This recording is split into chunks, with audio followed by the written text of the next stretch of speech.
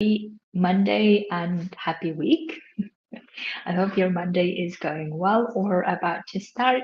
So, I thought that I will do another random live session here to talk about this particular situation that I was talking to another amazing client of mine. And we had this conversation like last Friday. And if you are in this situation, I really wanted to help you out to consider what options you have to think about, to do something about, and of course, also get coaching. So, the situation that he was talking to me about this is that he came to the humanitarian world with lots of passion, lots of belief, lots of aspirations to help people. Like, I think all of us almost do. And and this was 15 years ago. And then he had accepted different contract options just so he can be in the field in that area to be able to help people, especially who were affected by conflicts, by wars, like he was himself.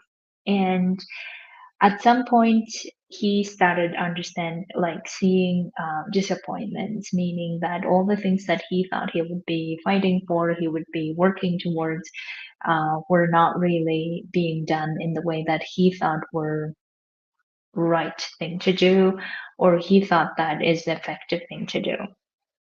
And at some point he started questioning whether he's really having the impact that he really wanted.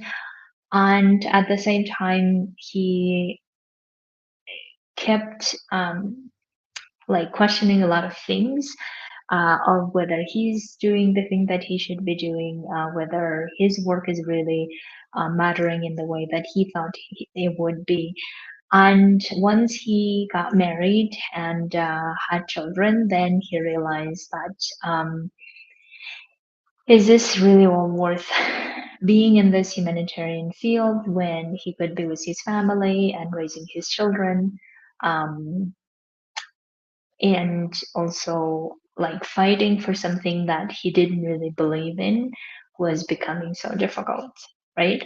And then at some point the question starts, okay, if I don't really think that I can make a difference, if I don't really think that this is going the way that I thought it would, then I really choose to be with my family. But in order to support my family, I don't really have um, the money. And also, if I really want to move to the place where I want to, I can't really work in that environment because it's a country that's not mine.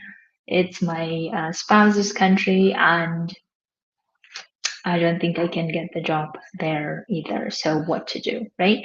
So I'm assuming that many of you humanitarians, my fellow humanitarians, are familiar with the situation. And in this situation, the question then becomes, what are we going to do? How to really find a solution where we feel like we can really be with our families. At the same time, we feel like we're really doing the work that we're wanting to do.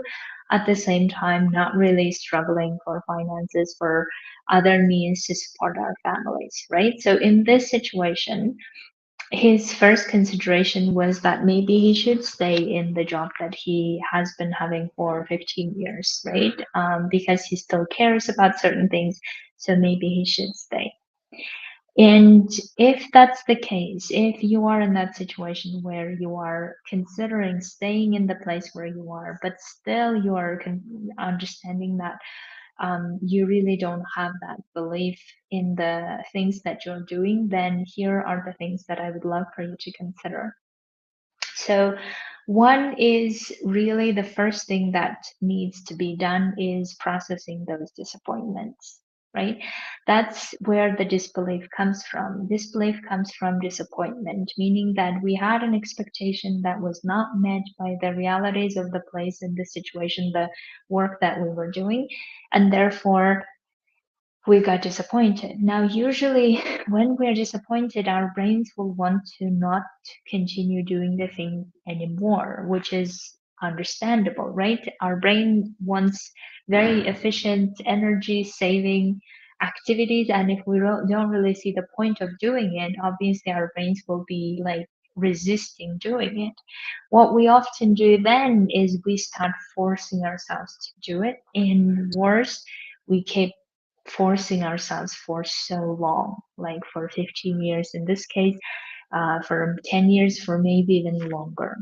Now, instead of keep forcing ourselves and keep diverting our attention to something else, or keep justifying to ourselves that it's fine, this is how the world works and the work works, and instead of distracting ourselves a lot around the topic of disappointment, we really need to learn how to process it. And the way that we process it actually allow that disappointment wash all over us, wash through us.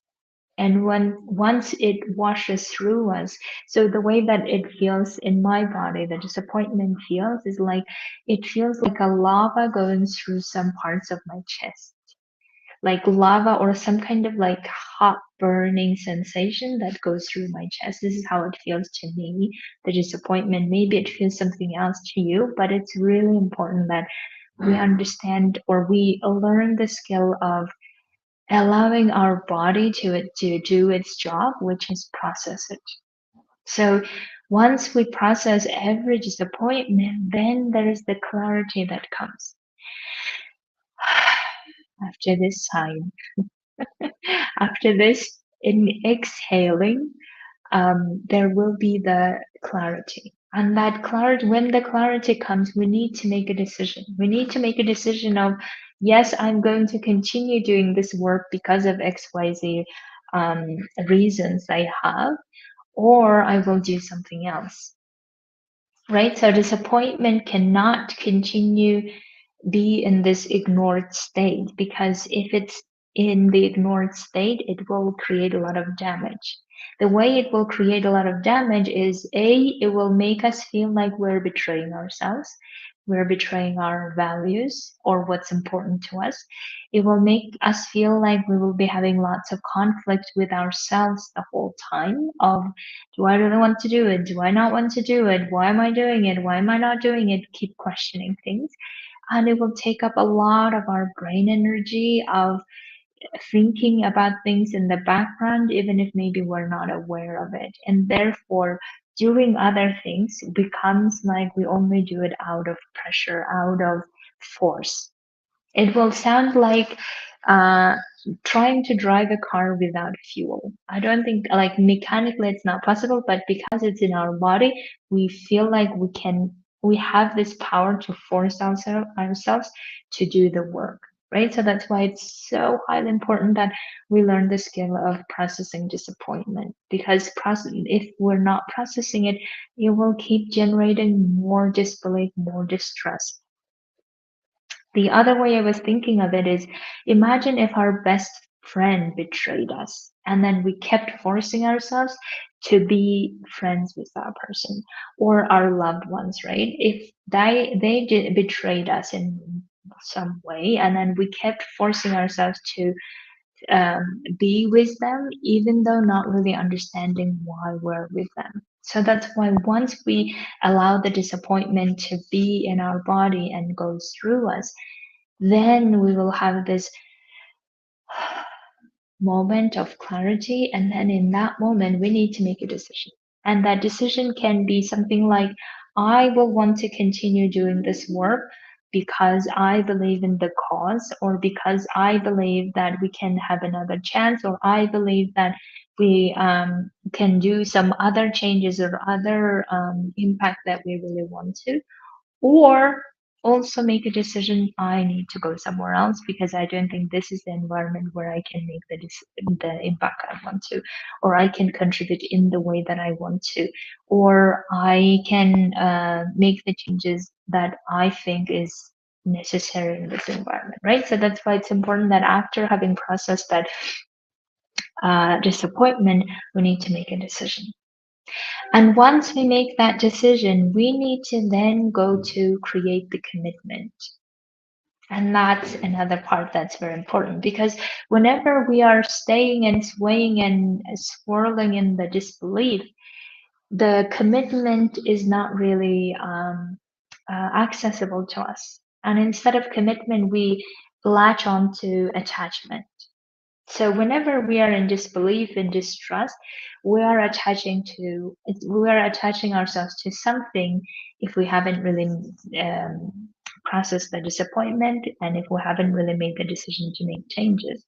In those moments, only available option to us is the attachment. So we attach maybe to the status of the job. We attach um, to the salary or the money. We attach to other privileges or we attach to stability, right? We attach ourselves to it. And whenever we attach to ourselves to it, we are trying basically to um, expect like the bundle of cables to work and to create electricity for us, even though they're so mixed up together that they can't create electricity anymore. So the attachment that I was thinking today morning, what's the best way I can like give in the analogy to describe what attachment looks like? It looks like the burnt down cables latched together and they can't allow the electricity to flow through, right? And therefore we call the electricians to like dismantle them and to look at them and then to change wires and to do things so that electricity can start flowing. The same goes for attachment. The way that we attach ourselves is usually out of scarcity, out of fear, right? Because we fear that if we don't attach, we can't really find something else, or we are the reason why we attach is because we believe we can't really find something else similar, or we can't really find xyz, or we can't really find the stability. So that's why we feel like we need to attach. So that's why we need to turn that attachment into a commitment. In other words, we need to make the attachment, the cables, the wires, we need to start making it working so that the electricity comes through, right? So the same goes for our commitment level. So we need to go from the attachment to the commitment. Now, how do we do that? The way that we do it, we give ourselves options. So instead of saying that I can't really go and do something else, or I have to, instead of believing that we can't, we need to create some options that we could, but we're choosing not to. We need to start looking at our narrative of how we have the choice of staying here or going somewhere else. Because if we don't do that, the commitment piece is difficult to create. It's difficult to create commitment to things that we don't believe in. So therefore, once we have processed the disappointment and once we have decided, for instance, that we stay in the place where we are staying, let's say in the humanitarian world, in that moment, we need to then start building the commitment. Then the commitment can be only built if we really believe in something. And if we don't, then we need to at least be very trying to be rational or trying to explain to us why are we choosing to or deciding to stay here. And then using that as a reason to start building commitment. So attachment is when we feel like we have no options, and the commitment is when we have options, but we're choosing this road instead of something else. So some people have told me that the way that, for instance, they can create this option for themselves is they go to their worst case scenarios, right? So they go to their worst case scenarios. For instance, some people say that they're afraid their spouse will die in this environment, right? And the way that they can create then in their mind the like reducing the fear is by going to the worst case scenario to say that yes, it can happen. We have no control over, unfortunately, but it can happen. We can't be there 24/7 to guard that person so that they don't get harmed by the area where they're working, right? So that's why, yes, we understand that's the risk of this job, but at the same time, we trust that everything will be fine. And if that worst case scenario were to happen, then we will be very sad, we'll be grieving, but we also trust that we will know what to do next. So the way that you can turn the attachment to the commitment is by recognizing that there might be certain aspects of life that we have no control over, but we trust that we will figure things out. We trust that we will know what to do even in those worst case scenarios. We will trust who to ask for help. We will trust who to go to seek help, or we will trust what else we can explore doing. So that's why really think about how you can really start building that commitment based on the belief, the decision that you have made consciously, and then start practicing that. So, to wrap up, what I was really saying is that if you are someone who is deciding that, no, I'm staying where I am because I have built all these years the life that I want, or the work that I want, but disappointments keep coming in the way, then you really need to work on at least three things, I would say. So, the first is processing that disappointment. And that disappointment needs to be processed before we go to look at our beliefs. So once we check the disappointment and we process through, then the clarity comes. We need to really make a decision as to, do we really want to keep working on our beliefs and building our beliefs there, or do we really want to do that somewhere else? And if we decide that we want to stay where we are because we believe in the cause, because we believe in making the difference even within the restrictions that there is, and if we have that type of decision, then we need to start building the commitment towards making that belief happen, towards making that making evidences happen for the belief that we're trying, because without the evidence, the belief will die probably at some point in the future, even though beliefs can be built so much that there is no evidence needed. But usually in life, I have seen that people don't tend to want to continue going without the evidence. So that's why, how can we build the evidence? By committing ourselves to making that belief work, making that thing work, instead of keep having the disappointment and its residues within us, and keep feeling like we're betraying ourselves or our principles, keep feeling like we are in conflict with ourselves, and then therefore we exhaust ourselves. Therefore we put ourselves in this apathy mode, or therefore we put ourselves in this mode of criticizing everything around us and not really believing in anything, and then that will become so difficult to come out of. And then it will also become so difficult to come out of, no matter where we go to another job to do the job, because we really need to have this belief in something that we're doing, or in ourselves, of what we're doing is what we really want. And if we don't have that belief, then it will be filled with disbelief and distrust, and that will keep bearing more and more disappointments. And that will create more consequences of us feeling like we're betraying ourselves, our goals, and therefore not feeling like being the person we really want to. And then therefore not enjoying our lives and feeling like we're just functioning. And that's, I really would love for you to consider what I have offered here, to work at least three things, so that you working where you are will make sense to you why you're doing it, and you will not be doing it out of conflict, out of desperate energy, or out of you can't really do anything else, but out of because you're choosing to do it and you have the reasons why, and you want to commit to doing those, even though you will have disappointments, but you will know how to process them, and you will know what to do next. Okay, my dears, if you are in that space and you would like to get coaching, please come to me. I would love to coach you on this. And I really would love for you to also build that skills of believing in what you really want to, believing in believing in yourself, and also creating the life that you really want to, right? No matter whether you work in that environment or in another one. Okay, have an amazing week, everyone, and I will be speaking to you soon.